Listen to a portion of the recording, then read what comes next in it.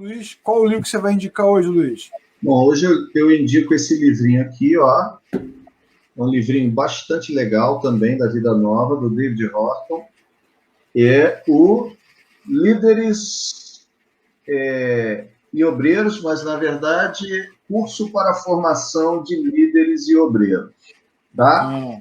Editora Vida Nova é uma compilação, para você ter ideia, de diversos autores, diversas disciplinas teológicas dadas por diversos autores. Então, a gente tem aqui, por exemplo, no corpo docente, Robert Close, Kenneth Gangel, Norman Geisler, nós temos Alistair McGrath, nós temos Mark Noll, nós temos aqui John Stott, Ravi Zacarias, todos esses falando sobre as 26 disciplinas, né? Cada um deles fala sobre a sua área de especialidade. São 26 disciplinas de um curso de teologia.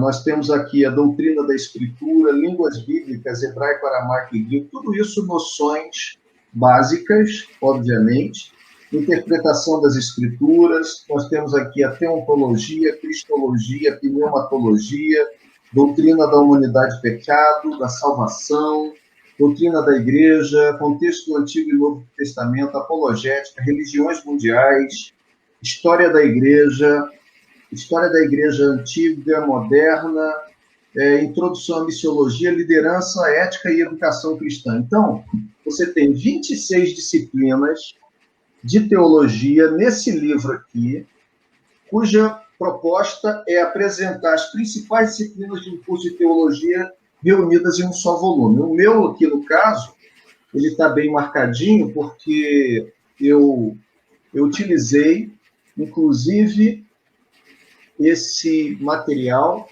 condensei algumas das disciplinas e formei algumas matérias, e trabalhei isso num curso de 1 ano aqui na igreja, na nossa igreja, já por 2 anos consecutivos, nós trabalhamos esse conteúdo.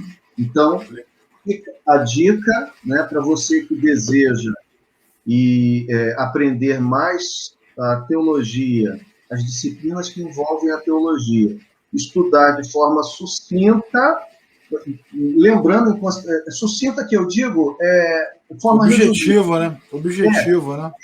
Resumida, objetiva. Não é sucinta porque vai te levar... Como diria o Packer, né? Concisa, teologia concisa. Concisa, exatamente. É de uma forma resumida, mas você vai ver que o conteúdo desses autores é fantástico. Você vai precisar fazer pesquisas.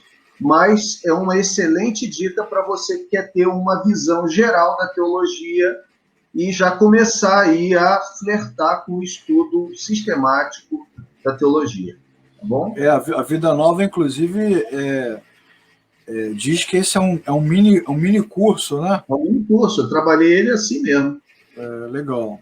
Bacana, cara. Então, vou fazer a minha indicação, que é o best-seller da Vida Nova, né? Que é o Inteligência Humilhada, do nosso amigo, parceiro Jonas Madureira. É um livro incrível, inclusive um livro que nós até, né, Luiz, acompanhamos a produção dele. Ele começou a escrever esse livro lá no início da década, né, de 2010. O Jonas sempre foi parceiro dos nossos eventos e fizemos o lançamento aqui no Rio de Janeiro. Igreja Batista, né? Fizemos na Igreja Batista de Niterói, pelo Seminário Batista de Niterói, no Robert Calley, lá em Bangu, no Seminário Congregacional. Fizemos também no Seminário Congregacional aqui de Niterói, dirigido pelo professor Hidauro Campos.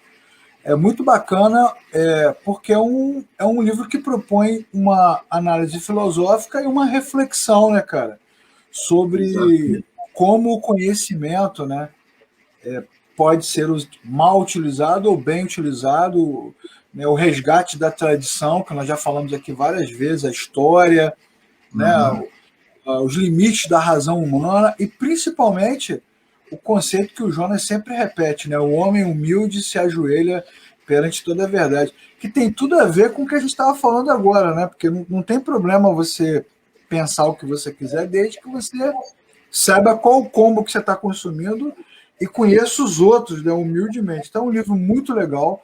Eu vou colocar no canal do YouTube, embaixo da nossa aula, o link para você adquirir os dois livros, tanto esse que o Luiz indicou, como esse que eu estou indicando agora do Jonas, e vou colocar também um vídeo, que é o vídeo de lançamento do livro Inteligência Humilhada aqui no Rio, onde o Jonas explica a sua obra. E para gerar inveja, né, os invejosos sofrem, está aqui também mais uma obra autografada, né? Sempre apresenta aqui as obras, a gente mostra a cobra, mostra o pau, mostra o livro, mostra o HD, mostra tudo.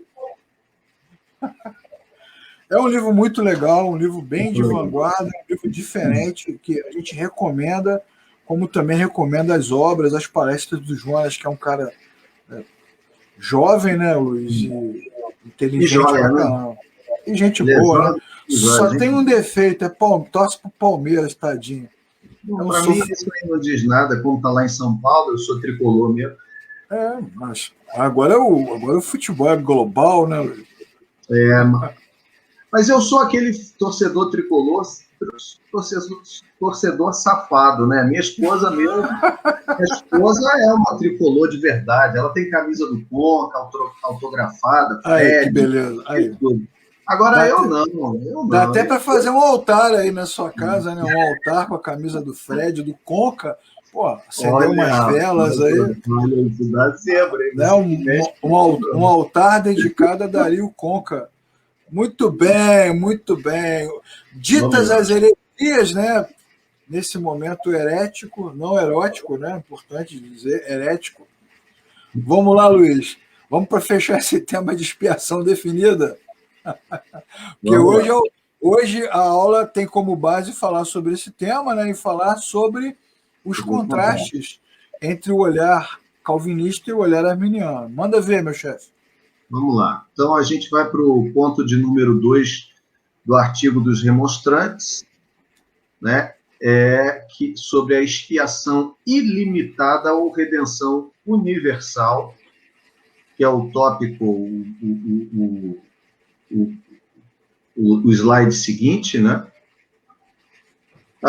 Esse aí foi o segundo artigo que os remonstrantes levantaram no documento chamado Remonstrance. É óbvio que você está percebendo que eles não estão na ordem que eles foram apresentados, porque a gente está tratando na ordem do acróstico, né? Legal. Do tulip, e não na ordem que foi apresentado. Mas esse foi o segundo tópico apresentado pelos remonstrantes, que propunham a expiação ilimitada ou redenção universal. Você vai, na leitura, você vai perceber que, aparentemente, né, e pelo viés arminiano, tem sentido, mas no seu pressuposto, eu vou levantar aqui uma objeção, para que você entenda qual é a questão. Então, o tópico diz assim, o artigo diz que, de acordo com isto, Jesus Cristo, o Salvador do mundo, morreu por todos e cada um dos homens, de modo que, por sua morte na cruz, obteve para todos eles a redenção e o perdão dos pecados, ainda que ninguém que não seja crente na realidade desfruta deste perdão, de acordo com João 3,16, porque Deus amou o mundo de tal maneira que deu seu Filho unigênito, para que todo o que nele crê não pereça, mas tenha a vida eterna. E em 1 João 2,2, ele é a propiciação pelos nossos pecados, e não somente pelos nossos, mas também pelos do mundo todo. O que a priori, eu e você lendo, a gente vai concordar, obviamente, com o fato de que quem não seja crente não desfruta desse perdão, e que os textos bíblicos aqui corroboram com essa ideia. Mas o problema é que, no início, a proposta é dizer que o Salvador morreu por todos e cada um deles. Está implícito aí é que essa morte, ela é tanto no seu ela é no seu efeito suficiente ou ilimitado, ou seja, ela abre a porta da salvação para todos. E esse todos aí é tido como todos os homens de forma indistinta. A distinção eles vão fazer a partir do texto, que vai dar assim, uma roupagem bem mais robusta. Mas o problema é o seguinte: na tentativa de tornar a salvação eficaz nos seus efeitos, eles tiram a sua eficácia ou melhor dizendo, na tentativa de tornar a salvação abrangente nos seus efeitos, eles acabam tirando a abrangência da sua eficácia. Porque perceba o seguinte: a teologia reformada vai dizer que Cristo morreu por todos, de fato, todos aqueles que haviam sido eleitos. Por isso é uma expiação definida. Ele morre, sua morte tem poder para salvar a todos, mas eficácia apenas para os eleitos. Então, ela é chamada de limitada porque dizem que ela é limitada nos seus efeitos, né? No sentido de que ela não abrange todos os homens, todas as pessoas, mas a teologia reformada lhe dá abrangência na eficácia, porque aqueles por quem Cristo morreu serão verdadeiramente salvos. A teologia arminiana, entretanto, ela aumenta a abrangência no seu efeito, ou seja, a porta está aberta para todos, mas ela reduz a abrangência na sua eficácia. Ele não garante a salvação de ninguém. Então, cada um por si, né, Luiz? Exatamente. Então, pode parecer que a definição está correta, mas quando você diz que ele morreu por todos e cada um de forma indistinta, significa dizer que ele abre a porta para todos e não garante a de ninguém. Já na teologia reformada, a porta é estreita, mas os que entram são garantidos. Então, essa é a premissa básica da teologia arminiana, né? A expiação ela é ilimitada, ou seja, na sua abrangência, ela é universal, mas na sua eficácia ela é reduzida, porque ao mesmo tempo que Cristo, aspas, compra o direito da salvação de todos, não garante a salvação de ninguém efetivamente. E numa perspectiva mais ampla, né, cara, ela preserva a própria religião, né, uma vez que, no final das contas, a consequência, a culpa do ser salvo ou não ser salvo recai sobre o homem, então que é o que se dizia nesses movimentos missionários do início do século. Eu fui lá, preguei, os caras não quiseram ouvir, o problema é deles, né? Então, o importante é fazer os cultos, né? Abrir a porta da igreja, falar, e aí se você se recusar, então, num aspecto mais amplo, ela não só deixa a coisa solta, como também preserva a religião. Né? Preserva a religião.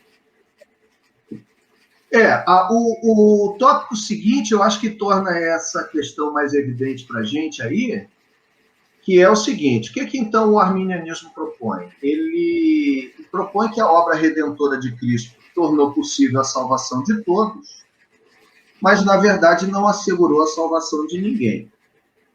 Então, embora Cristo tenha morrido por todos os homens em geral e em favor de cada um em particular, somente aqueles que creem nele são salvos. Então, o ponto aqui não é somente aqueles que creem nele são salvos. Eu e você concordamos com isso, tá, irmão? Isso. Os irmãos que estão ouvindo. O ponto aqui é que a diferença aqui é que Cristo teria morrido por todos os homens em geral e em favor de cada um em particular. Porque aí a gente teria a questão, novamente, voltando acima, que a obra tornou possível a salvação de todos, mas não assegurou a salvação de ninguém. Então, continua dizendo, então, a morte de Cristo capacitou a Deus a perdoar pecadores na condição de que creiam, mas, na verdade, não removeu ou expiou o pecado de ninguém. Esse é o ponto nevrálgico. Porque Exatamente. Se Cristo morre por pecados de forma genérica e não por pecadores, então ele não expiou o pecado, a culpa de ninguém. Exatamente. Eu acho que tem dois pontos nevrálgicos aí, né? O ponto que diz que a morte de Cristo capacitou a Deus é um ponto nevrálgico, né? Porque, na verdade, a morte de Cristo é um ato voluntário, doador, conectado ao próprio atributo de Deus, quer dizer, o dar o perdão, né? Pertence ao Senhor o perdoar independentemente de qualquer coisa. Né? Então, esse é muito nevrálgico, como se, vamos imaginar que se não tivesse o sacrifício, Deus dissesse, não posso fazer nada, eu estou de mãos atadas. Imagina o Deus do universo de mãos atadas em qualquer circunstância. Né? Então, é um olhar muito limitado da interpretação. E o outro é esse que você falou, né? Quer dizer, morreu por todos, mas no final não morreu por ninguém. Né? Então, e agora? E agora, José? Como diria o teólogo Carlos Drummond de Andrade. Exatamente. O ponto seguinte, então, que é o calvinismo, ou a teologia reformada, mas é chamada de calvinismo, vamos chamar assim, ele propõe o seguinte, que a obra redentora de Cristo foi intencionada para salvar somente os eleitos e, de fato, assegurou a salvação destes. Sua morte foi um sofrimento substitutivo da penalidade do pecado no lugar de certos pecadores específicos. Além de remover o pecado do seu povo, a redenção de Cristo, e aqui do seu povo, é esse povo escolhido por Deus na eternidade por uma eleição incondicional, né? Ou seja, Deus não estava sujeito a coisa alguma para definir quem eram essas pessoas.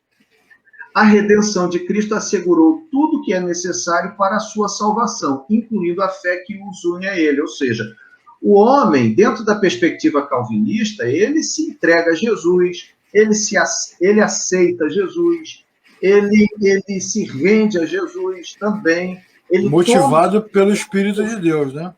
Mas impulsionado por Deus. Ele só faz isso porque ele recebe uma ação do Espírito que lhe dá nova vida e capacidade de fazer a sua decisão por Deus. Sem essa ação de Deus, é impossível o homem fazer essa escolha. Então, o dom da fé, ele também vem, a fé também que nós cremos, né? Aquela fé que nos leva a crer na pessoa de Cristo, na sua obra redentiva, ela também é um dom de Deus. O dom da fé é infalivelmente aplicado pelo Espírito a todos por quem Cristo morreu deste modo, garantindo a sua salvação. Então não tem jeito. Em alguma discussão, Leclerc, você vai ter que escolher em que a morte de Cristo tem reduzida a sua, aspas, abrangência. Se você é arminiano, você amplia a abrangência dela nos seus efeitos, ou seja, ela abre a porta para todo mundo, mas você reduz a sua abrangência na eficácia. Ela não é eficaz para salvar ninguém. O indivíduo vai ter que fazer essa decisão e manter-se nela. Por outro lado, na teologia reformada, essa abrangência ela é, aspas, reduzida, mas não porque Deus não tenha poder, mas porque foi esse o foco de Deus, os eleitos, e ela tem a sua eficácia em nível full, nível máximo, que é aqueles por quem Cristo morreu, expiou os seus pecados, pagou o preço dos seus pecados, e Deus, então, não cobrará a mesma dívida mais duas vezes. E é importante sempre lembrar, né, Luiz? De repente a pessoa está assistindo essa aula hoje, primeira vez, nossa, remonstrância, calvinismo. tantas coisas que eu tenho tantas perguntas para fazer, é claro, mas você precisa assistir os 11 vídeos anteriores, onde o Luiz vem desenvolvendo ponto a ponto. Como nós já dissemos aqui várias vezes, nada na teologia é isolado, são combos, né, cara? São pacotes de pensamentos, de textos bíblicos que se cruzam e formam o pensamento. Então, se pegar só essa aula aqui, você, nossa, mas isso é muito complicado, isso é muito difícil. Não, não é complicado.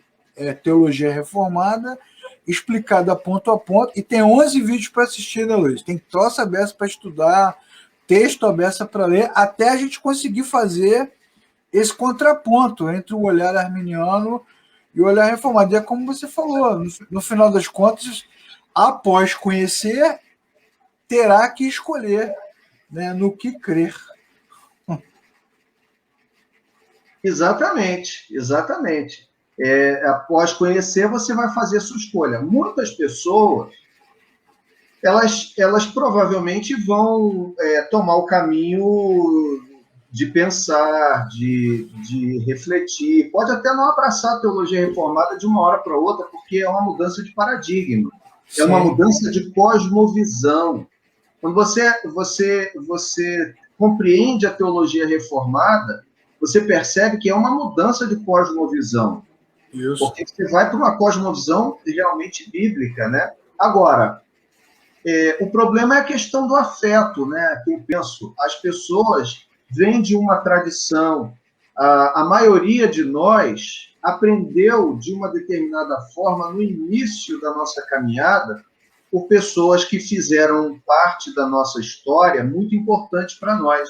Então, a gente associa a forma de pensar teológica a verdade, àquela relação. Então, é muito difícil romper com isso. É muito difícil você pensar aí aquela pessoa não estava correta, conquanto eu a ame profundamente, eu seja grato a Deus pela vida dela e toda a doação dela por mim no início da minha caminhada cristã. Mas é uma questão de amadurecer, né? Você exatamente separar essas duas realidades. Não tem problema pensar diferente, não tem problema também ter falta de conhecimento. Muitas coisas eu e você também pensávamos que não pensávamos mais, assim, é o que você está falando. Tem a ver com amadurecimento.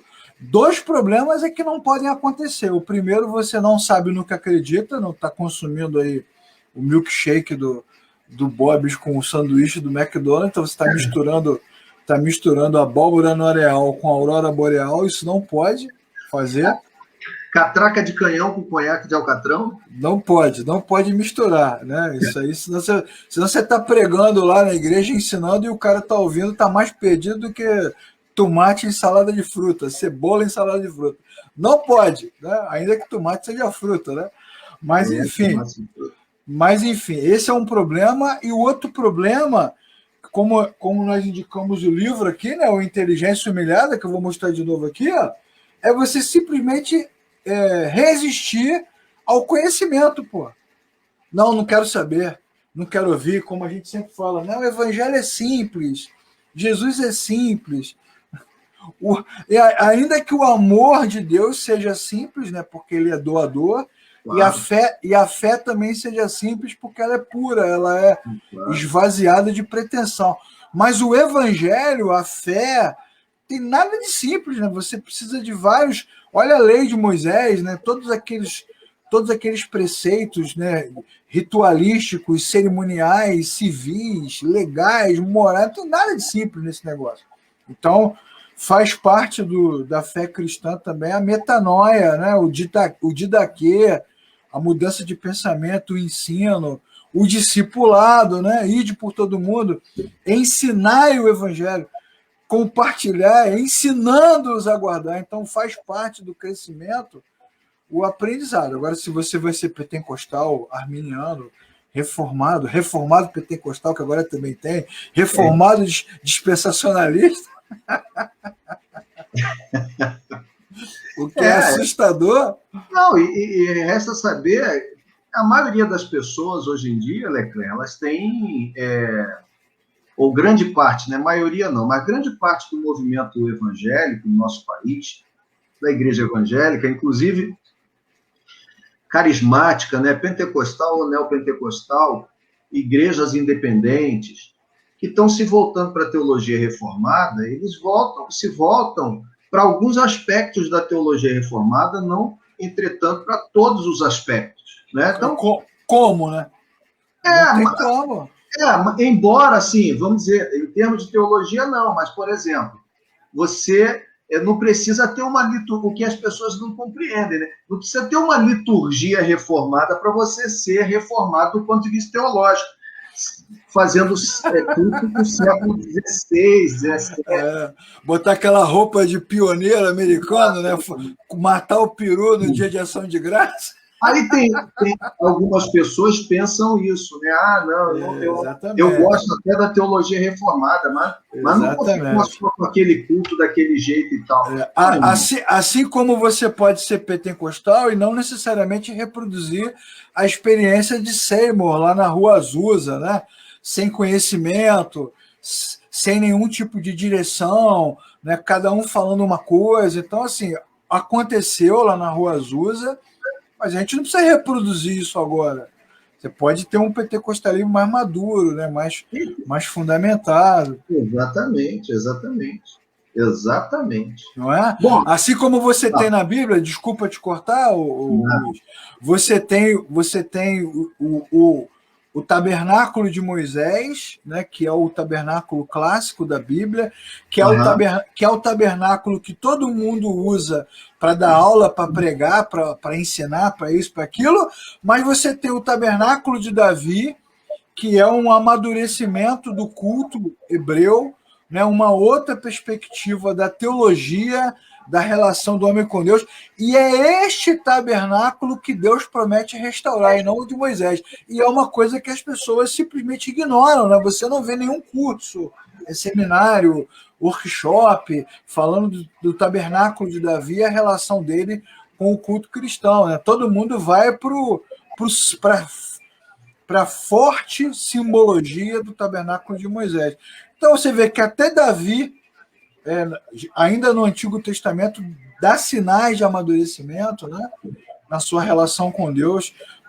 Não precisa ser como era, né, do mesmo jeito. Né? Davi também fala isso no Salmo 51, se Deus quisesse sacrifícios, eu os daria. Então ele já tem o entendimento, né, de que houve de um crescimento. E é isso que a gente está propondo. Não verdades absolutas, mas o amadurecimento, o entendimento de quem estuda. Exatamente. O próprio Samuel já dizia para Saul, quando ele não matou Agag, isso. Que obedecer é melhor do que sacrificar. Deus não tem tanto prazer na gordura dos carneiros quanto em que se obedeça a sua palavra. Né? É verdade. O 1 Samuel, capítulo 15, um textaço, é bom pra caramba. Leclerc, vamos avançar aí. Eu queria que você avançasse para o slide número 34. Você pulasse essa parte aí, porque tem uma partezinha aí que está citando a expressão de 2 Pedro, mas isso daí, se a gente fosse deter aí, a gente vai fazer a aula 39ª ainda nesse. Então, vai para o slide que diz assim, ó, logo, a expiação limitada é o resultado lógico dos primeiros. E aí depois a gente tem alguns pontos aqui para discussão. Tá bom. É isso mesmo, Luiz. Você é um cara sensacional. Senão a gente vai para a aula 39ª. E você, quando nós começamos o curso, você falou, pô, Leca, vamos fazer quantos encontros? Uns 10? Claro! Claro, vamos fazer. Claro, 10, lógico, 10. 2 para cada aula e tal, para cada toque. Isso, beleza. Bom, então, logo, a expiação limitada ou definida é o resultado lógico dos primeiros 2 pontos do calvinismo. Quais os pontos que a gente viu até agora? Depravação total e eleição incondicional. Se o homem é totalmente depravado, ou seja, lembrando a você mais uma vez que está nos ouvindo hoje, depravação não tem a ver com sentido moral e pornográfico, como se pensa no dia. Ele é depravado, olha lá, olha o que ele fala, como ele olha para as pessoas. Não é isso não. Depravação total significa dizer na teologia que todas as áreas do ser humano, sua vontade, emoções, intelecto, seu corpo físico, todas as áreas foram maculadas pelo pecado. Também não significa dizer que o homem é tão mau quanto pode ser, mas apenas que todas as áreas da sua existência foram maculadas pelo pecado. Exatamente. Tá? Então, se o homem é totalmente depravado e não pode vir a Deus, exceto com base na eleição, por quê? Porque se ele teve todas as suas faculdades manchadas pelo pecado, ele é como um carro que está com a direção embaçada. Ele não pode escolher o caminho certo, a não ser que alguém lhe desembace isso. E esse desembaçar, ele é fruto da escolha divina. Por que Deus desembaçou os olhos de Paulo, indo para Damasco, e não desembaçou os olhos, e não desembaça os olhos de todas as pessoas? Por que Jesus falou por meio de parábolas para que uns vendo não vissem, ouvindo não ouvissem, não lhes penetrasse o coração? Né? Para que ficasse oculto a uns e revelado a outros. Então, já que você fez esse comentário, é impossível não citar João capítulo 9, a cura do cego de nascença. Eu sou a luz do mundo e vim para que os cegos enxerguem e os que acham que enxergam, né, se tornem cegos. Exatamente. Exatamente. Então, significa dizer, com base na eleição, então, que a expiação precisa ser para os eleitos, pois, de outro modo, os eleitos não seriam salvos. Por quê? Porque a gente está falando de expiação, a gente está falando de pagamento, de cancelamento do pecado. Se Cristo, imagina comigo, se ele morre e expia o pecado de todos os homens estariam salvos. Exatamente. Então, no arminianismo, a gente tem esse problema da expiação. Só é importante aí, Luiz, mais uma vez fazer um adendo, né, que cancelar o pecado não é eliminar a existência dele, porque a natureza humana é pecaminosa. Cancelar o pecado é cancelar o efeito condenatório que esse pecado tem. Porque senão o pessoal fica falando, não tem mais pecado. Tem isso também, né? Tem isso também. E João fala, né? Quem diz que não peca, mente, chama Deus de mentiroso. Exatamente. Então, temos que sempre fazer essa arrumação. Essa que é a dificuldade da teologia moralista, né, o Luiz? Porque quer arrancar. O cara tem uma inclinação, né? Pela bebida, pelo cigarro, pelo roubo, pela promiscuidade, né? O cara tem um monte de inclinações, e aí a teologia moralista, as igrejas moralistas vão dizer o quê? Que ele tem que arrancar aquilo de dentro dele. Aí ele sofre, porque não sai, né? Ele não sai, ele continua com as mesmas inclinações. Agora, o evangelho, que cancela o efeito condenatório, permite a você que, mesmo com essas inclinações, consiga decidir se submeter às inclinações que as escrituras propõem, ou seja, escolher outras, né? Outro comportamento, outra postura, porque você, mesmo que tenha, como diz aquela citação que todo mundo usa de Lutero, né? Eu não posso impedir que as aves voem sobre a minha cabeça, mas eu posso impedir que elas façam ninho. Então, a inclinação está lá, mas ela não vai me dominar mais. Esse ponto é importantíssimo, porque a religião fica oprimindo o cara, e o cara sofre, porque ele vai para o culto, canta, ora, sai dali se sentindo livre, e quando volta para casa, às vezes ainda no caminho, voltam as inclinações, os sentimentos, os desejos. Aí ele sofre, porque ele se sente não salvo por conta disso. Isso tem um apelo, então, muito forte, sobretudo, Leclerc, na área da homossexualidade.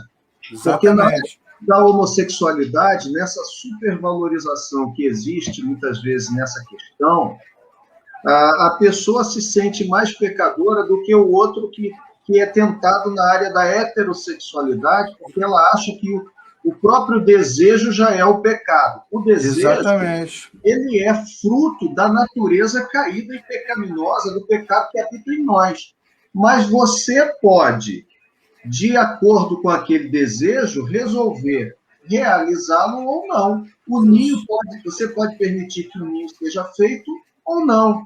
Então, a gente não pode impedir que determinados pensamentos pairem sobre a nossa mente em algum momento da vida. Mas nós podemos sim dizer, não, eu não vou... Eu preguei sobre isso no domingo passado lá na igreja, eu usei o termo, eu não vou agasalhar esse sentimento dentro de mim, eu não vou cultivá-lo dentro de mim, né? É isso que mas ele está lá. Ele está lá. A negação da depravação, da natureza pecaminosa, é que faz tantos irmãos sofrerem, porque se fala, se apregoa uma santidade que é só pertencente a Deus, ela é impossível na nossa realidade, a não ser quando os nossos corpos, né, não diabéticos, não obesos, forem transformados. Até lá... Até lá. Aguardamos novos céus e nova terra. Até lá nós estamos aqui, cara, nessa luta, como diz o apóstolo Paulo, né? O bem que eu quero, né, fazer não faço, o mal que eu não quero. Quem me livrará do corpo dessa morte? É isso, é um grito que ele dá, né, em Romanos, é um brado de consciência. Essa é a importância do combo teológico, é a lucidez da fé. Agora, deixa eu fazer um adendo aqui, Leclerc. No afã de resolver esse problema por um lado e justificar-se por outro, existem movimentos que as pessoas dizem, isso é calvinismo, eu estou fora. E são aqueles movimentos que fazem uma ruptura total também com a moral cristã. Ou seja, a fé cristã ela não é moralista. Mas ela não é imoral, nem amoral. Ela não é imoral, nem amoral. Ou seja, existe uma moral. Então, a pessoa que diz assim, não, é como a gente ouviu um dia desses aí falar, né? A conversão, regeneração, é a consciência de Cristo em mim. Não interessa se eu estou na cama do outro, na cama da outra, cheirando o dinheiro que não é meu. Não é assim, não. Não é assim, não. E aí você pega e diz assim, e o discurso da teologia reformada? Eu estou fora disso. Os pastores falam isso. Olha, vocês ficam ouvindo isso aí é a teologia calvinista. Irmãos, isso não é a teologia calvinista, isso não é a teologia reformada. Isso é teologia liberal, na verdade. Isso é teologia liberal. Então, por favor. Desconstrução total. Porque nós já falamos aqui... Reformada, ela não é uma teologia moralista, aquela que vai acachapar, vou usar o termo que o Caio Fábio gostava de usar, né? Acachapar a vida das pessoas, ela não vai acachapar a vida das pessoas, mas ela também não é uma teologia imoral, nem amoral, nem imoral, tá bom? Então, por favor, vamos colocar os pingos nos is, fazendo propaganda agora do outro programa. Mas vamos lá. Meu Deus do céu. Pode avançar? Pode avançar? Pode, você que é o chefe, você que vai. Por outro lado, a expiação... Não, ainda estamos ali naquele. Eu vou ler o segundo tópico de baixo. Tá bom. Por outro lado, a expiação limitada ou definida diz que se houver tal coisa como a eleição e algumas pessoas não pertencem ao grupo dos eleitos, não haveria qualquer propósito ou necessidade de Cristo morrer pelos não eleitos. Se a eleição existe, se Deus já escolheu na eternidade aqueles que vão ser salvos, não que ele tenha escolhido os que vão ser perdidos, todos estão perdidos. No meio dos perdidos, ele escolhe alguns para serem salvos. Por que Cristo precisaria morrer pelos que não seriam? Isso é uma pergunta só. É um desdobramento lógico, né? Não haveria qualquer propósito ele morrer pelos não eleitos. Se Cristo morreu por todos os homens indistintamente, como propõe o arminianismo, isso significaria que haveria no inferno pessoas em favor das quais Cristo morreu e em favor das quais ele fez expiação dos pecados. Ou seja, Deus teria cobrado a mesma dívida duas vezes. Cristo morre por uns, a redenção não é aplicada à vida desses, eles não recebem Cristo pela fé, e Deus recebeu o valor da dívida em Cristo e vai receber deles na punição por toda a eternidade. Nesse sentido, é que nós dizemos que é uma teologia injusta, nesse caso, porque o arminianismo propõe a cobrança da mesma dívida duas vezes. Cristo morre de uma vez e o indivíduo vai morrer na segunda vez. E além, tem um desdobramento dessa aí, que é o universalismo, que o mesmo camarada que falou, que você citou agora há pouco, né, que eu posso usar o dinheiro que não é meu, o que importa é a consciência, é o mesmo cara que falou que a pessoa vai chegar na eternidade e vai dizer, nossa, o que eu estou fazendo aqui? Eu não sei o que eu estou aqui. Aí o outro vai dizer, você está aqui por causa de Cristo. Mas eu não sei quem é Cristo, mas Cristo sabe quem você é. Aí é o outro lado, né? É o universalismo. Todos são salvos, independentemente da consciência. Exatamente. Ah, que beleza. Que maravilha. Que maravilha. Aí perguntemos aqui, então, façamos uma pergunta. Façamos. Pregaremos para quê? É verdade. Qual a necessidade da pregação? Não há necessidade. Pode fechar as igrejas. Exatamente. Se o indivíduo vai tomar um susto porque Cristo levou para o céu, é até melhor nem pregar, porque o cara não fere a consciência dele, né? Não tendo a consciência da lei moral de Deus, ele não fere a consciência. Deixa viver no pecado e acordar no céu. Pô, você quer coisa melhor? Você quer coisa melhor? Você usufruir de todos os prazeres possíveis, né? De todos os desejos possíveis e acordar no céu. Que esse é o desejo do homem, né, Luiz? Desde a queda, né? É o que trouxe o dilúvio, é o que derrubou Babel, é o que acabou com o rico insensato na parábola. É o desejo do homem, é sempre esse. Entretanto, como nos diz a harpa cristã, não a Bíblia, mas a harpa cristã, né? Olhai para o Cordeiro de Deus, né? Porque só ele vos pode salvar. Como diz a canção, né, cara? Exatamente. Muito embora a harpa seja... Ih, ó, tá reverberando o áudio aí, meu. É o que derrubou Babel, é o que acabou com o rico insensato na parábola, é o desejo do homem sempre. Entretanto, reverberando o áudio aí, meu. É o que derrubou Babel, é o que tá reverberando seu áudio aqui? Tá. Espera aí. Pronto, foi. Pronto, foi. É porque é tão importante que tinha que ouvir duas vezes. Mas é isso aí. É isso aí, meu amigo. Vai lá que falta 10 minutos, manda ver. Vamos lá, ponto para frente para a gente andar. Então, à luz, o próximo slide, à luz do significado da expiação, Cristo não poderia, à luz do significado da expiação, tá, irmão? Então, estuda um pouquinho o que é expiação. Cristo não poderia ter morrido pelos eleitos e pelos não eleitos do mesmo modo. Ele não pode morrer por todo mundo indistintamente da mesma maneira, porque senão a gente tem um problema. Expiação é pagamento. Se ele fez expiação por todo mundo, está tudo pago. Então, você tem que salvar todo mundo. É o universalismo hipotético. Então, expiar transmite o significado de satisfazer toda a justiça e a lei, no caso, a justiça e a lei de Deus que foi rompida por causa do pecado. Se Cristo fez expiação por todos indistintamente, todos teriam de ser salvos. Então, logo, se Cristo foi o substituto que assumiu todas as responsáveis legais, redenção por aqueles em favor dos quais ele morreu, aqueles em favor dos quais satisfez completamente a justiça e a lei de Deus, foram comprados, serão salvos. Se, por outro lado, a morte de Cristo não foi uma obra completa, ou seja, um sacrifício expiatório vicário, com responsabilidade legal pelo que ele representava, ninguém poderia ser salvo.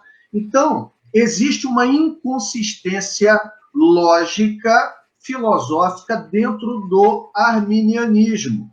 Porque no mesmo passo que ele abre a possibilidade de salvação para todos, ele esvazia o significado de expiação.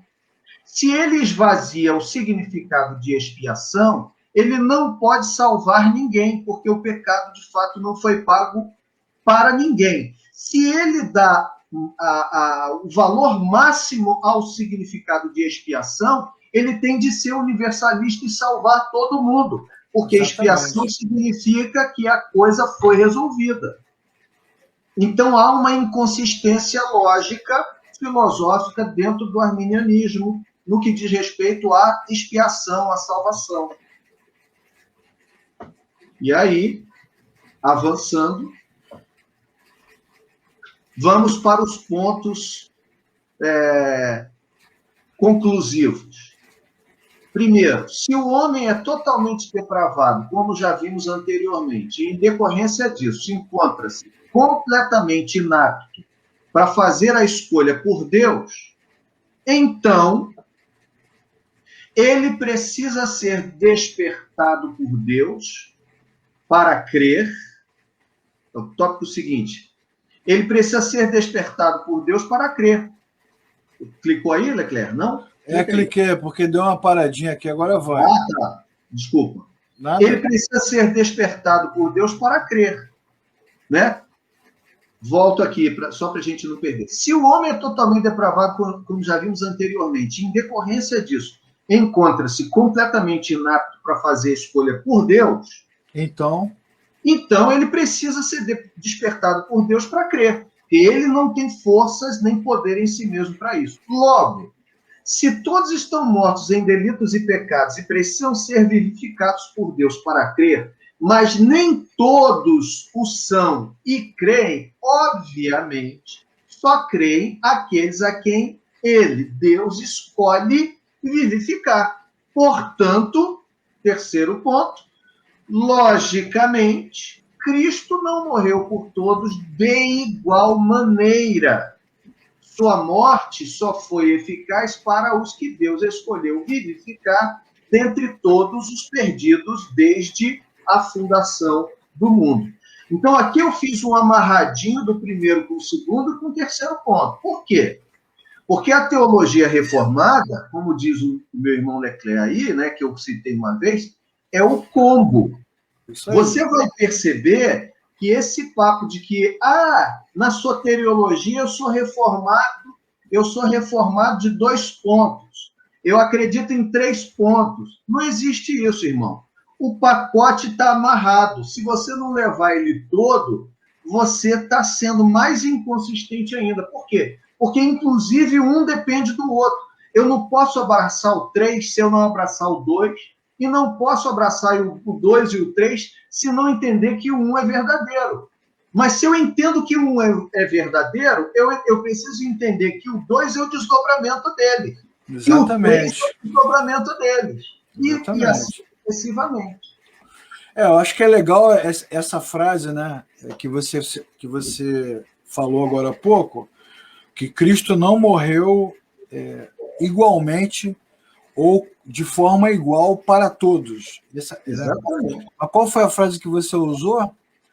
Não, está aqui, ó. Cristo não morreu por todos os homens de igual maneira. É a mesma coisa, né? Então, essa frase, eu acho que ela resume bem a pregação de João Batista, né? O machado já está posto à raiz das árvores, né? Ele traz a pá em sua mão para limpar a eira e juntar o trigo no seu celeiro, mas queimará a palha com fogo que nunca se apaga. Então, ou seja, a morte de Cristo, ela não tem o mesmo efeito sobre todos da mesma maneira. Ou seja, falar sobre as parábolas do reino, Leclerc? Todas elas, né? Do casamento, né? A parábola da pescaria, o joio e o trigo, as virgens, né? Exatamente. Os talentos, exatamente. E aí, o que é legal nessa pregação, João Batista, né? Ele é o cara que implementa a nova teologia, né? A teologia da nova aliança. Ele que começa a falar sobre mudança de pensamento, que a palavra grega para arrependa-se é a mesma palavra de Romanos 12, metanoia, né? Transformai-vos, mude a maneira de pensar, porque a tradução nossa não é boa, né? Porque parece que é um arrependa-se moral, mas na verdade o que João está dizendo é mude a sua forma de pensar. E por que ele está dizendo isso? Porque, na verdade, A morte de Cristo é uma ótima notícia para os que creem. E uma péssima notícia para os que não creem. É o poder de Deus para todo aquele que crê. Exatamente, uma péssima notícia para os que não creem. É escândalo para os judeus e loucura para os gregos. Pois é, cara, pois é. Muito legal, cara, essa aula. E essa aula ela é bem conclusiva, ela fecha esse ciclo e abre o caminho para qual tema, Luiz? Para o tema seguinte, que é exatamente o ponto 4 da teologia reformada, que é a graça irresistível. Ih, rapaz! Isso vai dar pano para manga, né? Eu posso dizer não para Jesus, né? Exatamente. Eu posso dizer não? Que eu posso dizer... graça irresistível significa... Não dá o spoiler. Não dá o spoiler. Não vou dar o spoiler, não.